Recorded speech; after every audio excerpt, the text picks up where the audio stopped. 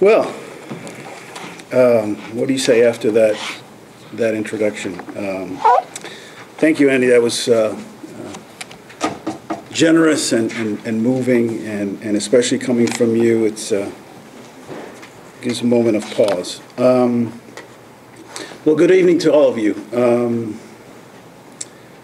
I guess I'd like to begin by thanking the University of Miami, the Institute of Cuban and Cuban American Studies, my old friend and professor, Jaime, well, I shouldn't have said old. Maybe I should cross that out. Sorry. Jaime Susliki, the Cuban Heritage Collection, and of course the Center for Hemispheric Policy, for the opportunity to be here tonight. I'd also like to acknowledge, as Andy indicated, the Gosueta Foundation for its support to the university in creating this lecture series and for being the inaugural speaker. I'm quite honored by that. And I'd like to really extend my gratitude to all of you for being here, my family who's here.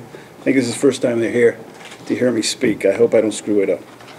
And it is, as Andy indicated, it is like coming home. Not just because I was born and raised in Miami, in Westchester and Coral Gables to be exact, but also I'm a proud alumnus of the university.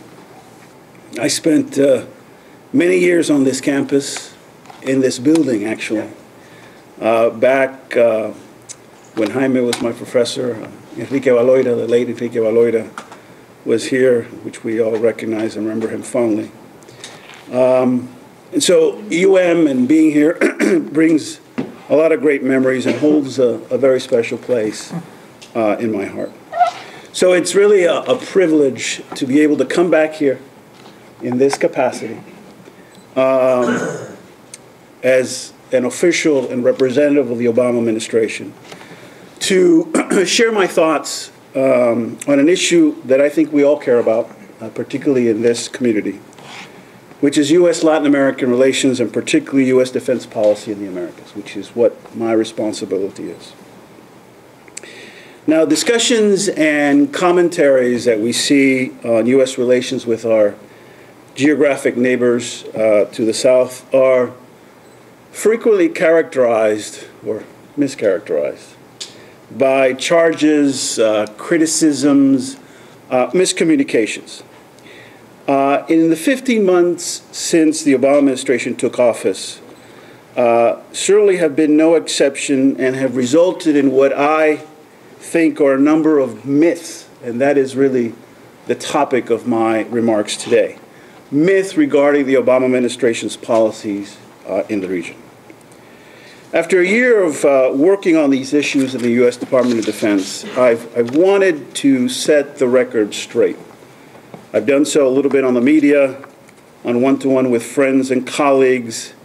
But when I received this invitation from Jaime and Andy, I knew that this would be the perfect opportunity, especially because Miami is such a mecca of expertise and interest in the region. So thank you, and I hope the media out there is listening. Myth number one. I think the first myth that I like to address is the notion, the mistaken notion, but the notion that the Obama administration takes the Americas for granted by not paying it sufficient attention. An accusation that many commentators of the hemispheric relationship endlessly repeat. My view, granted, is a biased view, but I will hope to provide some evidence, I think simply betrays the facts.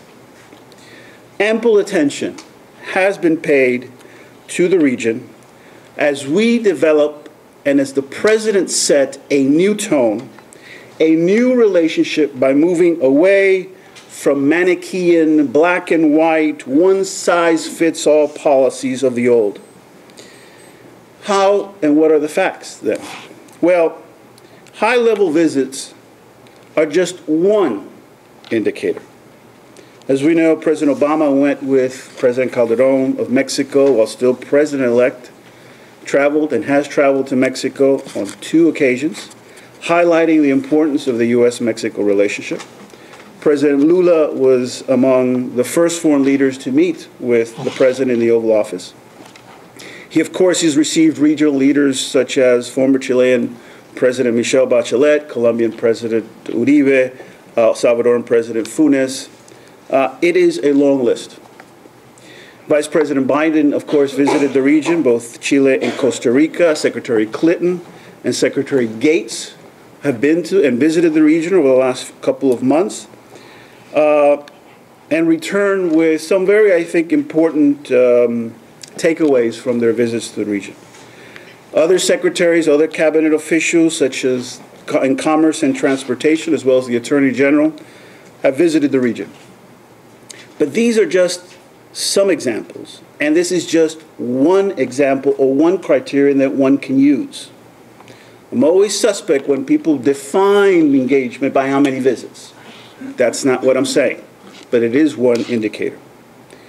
In short, President Obama, cabinet officials, sub-cabinet officials are in frequent contact with their counterparts as we partner to improve collaboration in areas of mutual interest.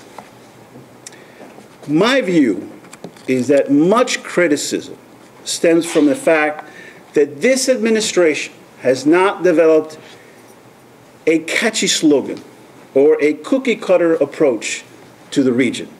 No, there's no good neighbor policy. No, we haven't made an announcement like the Alliance for Progress, and certainly not the Monroe Doctrine.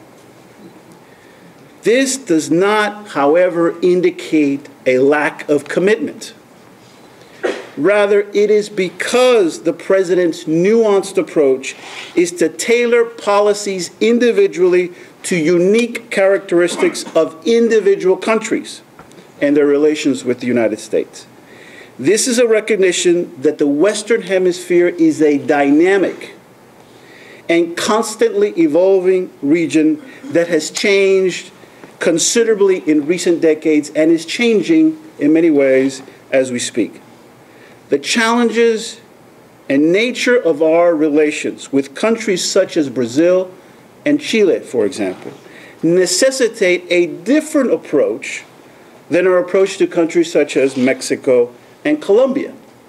For that reason, it is, I think, counterproductive and inappropriate to develop some catchy slogan or one policy for the whole region, because we have to consider the dynamism and the differences within the region.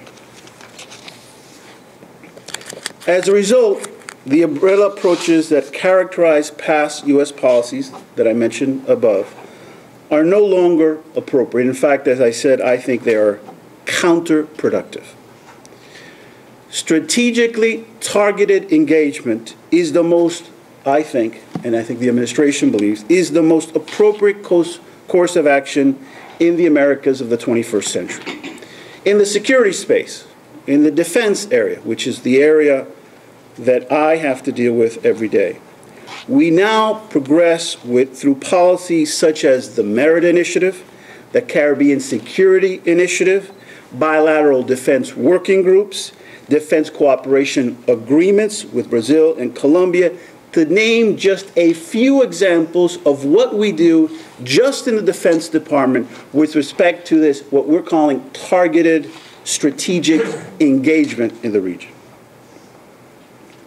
This approach also permits, and here I think is the key, more creativity by allowing us to optimize limited resources in an increasingly complex and dynamic environment.